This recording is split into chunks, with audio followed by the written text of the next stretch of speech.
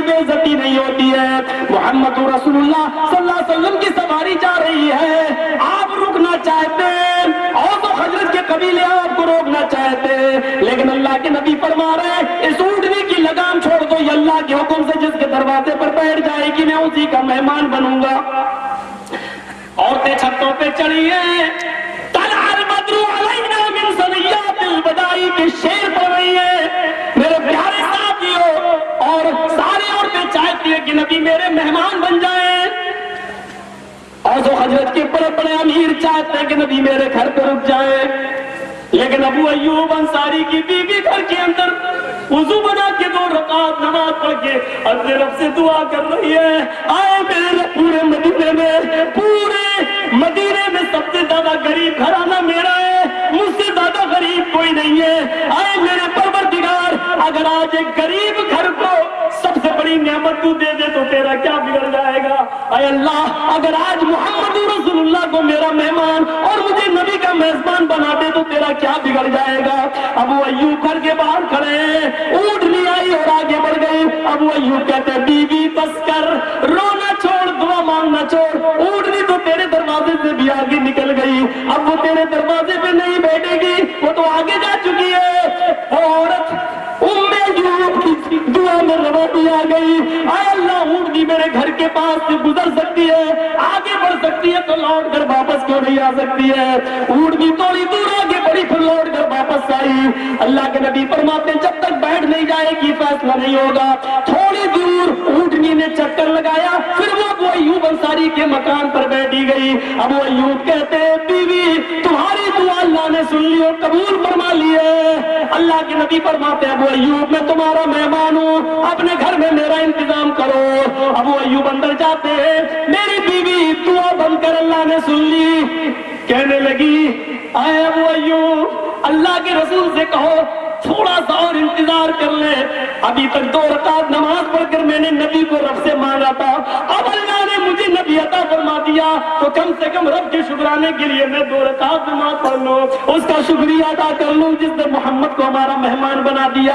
پھر وہ 2 رکعت نماز پڑھتی ہے اور اللہ کے رسول صلی اللہ علیہ وسلم پھر اس گھر کے اندر داخل ہوتے ہیں.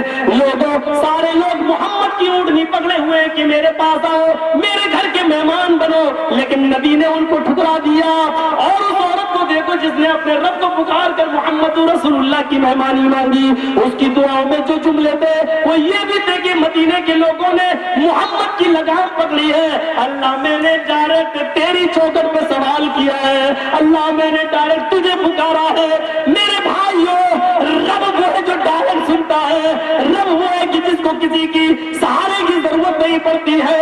اللہ وہ ہے میرے بھائیوں, اس آدمی کو سنو جس نے 99 قتل کیے تھے, اس کو بھی ڈائریکٹ جس نے کسی مولوی سے پوچھا کہ 99 کر چکا ہوں, اب میری بخشش ہوگی, اس نے کہا 906 کھا کے بلی چلی آج کو, اب تیری بخشش نہیں ہوگی. اس نے کہا نہیں ہوگی, تو جب نہیں ہوگی تو تو کیوں بچا, 100 پورا کر دیا.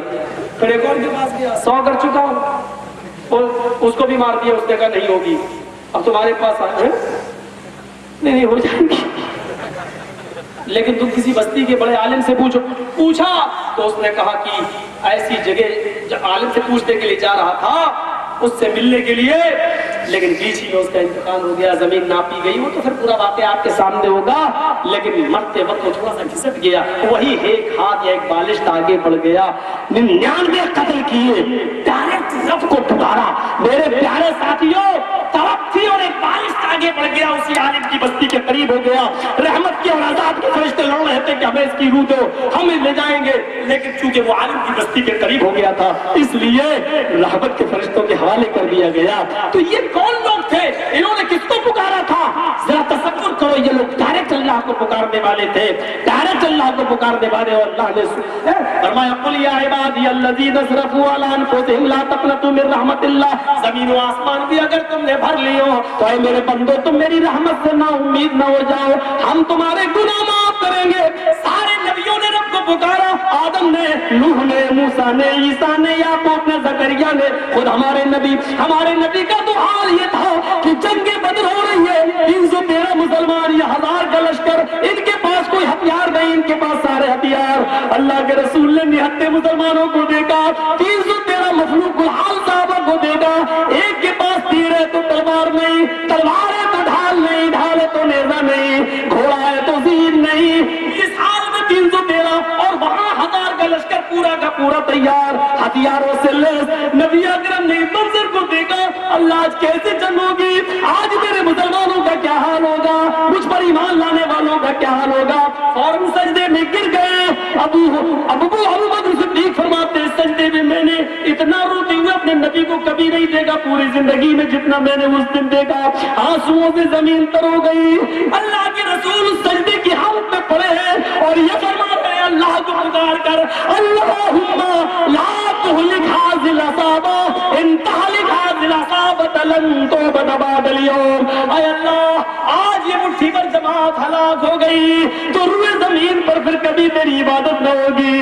اے اللہ آج اس کو برباد نہ کرنا، آج میرے مسلمانوں کو ہلاک نہ کرنا، اگر یہ مٹھی پر جماعت ہلاک ہو گئی تو اس روئے زمین پر کبھی تیری عبادت نہ ہو سکے گی۔ یہ پکارا تھا، یہ نبی نے اللہ تبارک و تعالیٰ کو، نبی اللہ کو پکارے، صحابہ اللہ کو پکارے، صحابیات بھی نبی کی چوکٹ سے مایوس آئے تو اللہ کو پکارے۔ یہی ہماری دعوت ہے، یہی ہماری توحید ہے، اور یہ توحید یہی تقاضا کرتی ہے کہ ہمیں جوتے کا تسمہ بھی مانگنا ہو تو اللہ سے مانگنا چاہیے، ہمیں مجبوری، پریشانی اور تمام مصائب و آلام میں اللہ کے در کو پڑ جانا چاہیے۔ میرے بھائیوں ہمیں 2 بجے چھوڑنا تھا، گھسیٹتے ہوئے ہم نے 2:45 کر دیا، آپ کی بھی لاج ہم نے رکھ لی، ہمیں معاف کیجیے گا، میری فلائٹ اگر چھوٹ گئی تو بڑی دشواری ہوگی۔ ہم اللہ سے دعا کرتے ہیں کہ اللہ جب تک تو ہمیں زندہ رکھتا توحید پہ زندہ رکھنا، اور جب ہمارا خاتمہ ہو تو ایمان پر ہمارا خاتمہ فرمانا۔ وآخر دعوانا ان الحمد للہ رب العالمین۔